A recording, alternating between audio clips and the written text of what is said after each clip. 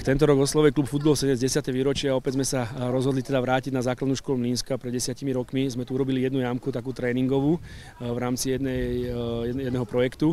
Potom následne tá jamka skončila, lebo sa tu robila rekonštrukcia, prístavba, tak sme sa rozhodli, že to teraz obnovíme a vznikli tu vlastne 3 futgolfové jamky, je to tzv. Také mini ihrisko, aby sme deťom mohli priniesť futgolf a vlastne krásu tohto športu, ale hlavne to bola myšlienka, keď sme došli aj za pani riaditeľkou, pani riaditeľka uvažovala v rámci teraz projektu, ktorý tu bol realizovaný tých prístrežkov, že by sa trošku zveladil ten areál a my sme došli s myšlienkou, nakoľko sa realizuje aj športový areál, aby deti mali nejakú dodatočnú činnosť, kde by mohli vlastne využiť či už telesné výchovy alebo v rámci školských klubov využiť tento priestor. Tak sme zrealizovali tu v spolupráci s nadáciou SPP projekt týchto 3 futgolfových jamiek.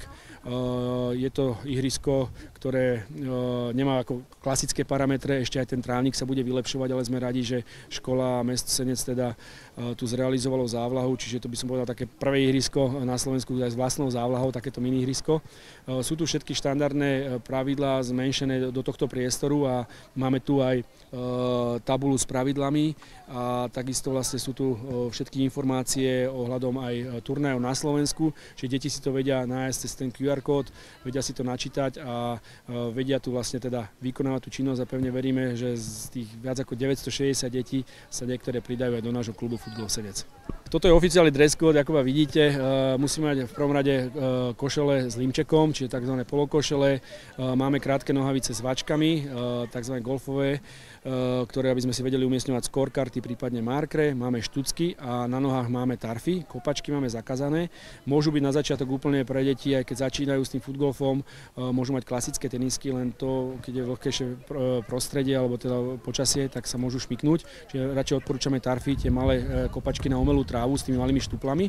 No a klasická výbava je 5 lopta. Hociaká lopta veľkosti číslo 5. No a potom postupne hovorím, jak sa to chytia tí hráči, tak už sa to zlepšuje, už prosia napríklad aj menšie deti, aby mali lepšie tarfy a potom vlastne rodičia sa do toho zaangažujú. Ale musím povedať, že futgol je samozrejme oveľa lacnejší ako golf, čiže je naozaj dostupný každému, čiže každý ho môže si ho vyskúšať, keď ho to chytí a začne ho hrávať.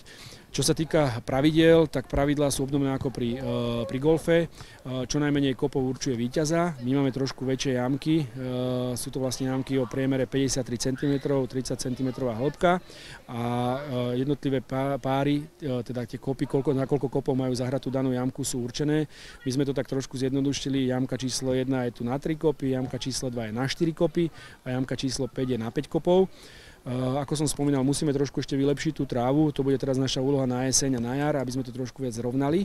No a čo sa týka tej danej hry, verím tomu, že to tie deti chytí a naozaj vyzerá to super. Aj teraz hovorím toto otvorene, ďakujem základnej škole Mlínska, že teda sme to urobili v rámci telesnej výchovy a pevne verím, že si to deti tu naužijú. Akože veľmi náročné to nebolo, ale páčilo sa mi to v tom, že v podstate dneska sme mali taký že voľnejší deň.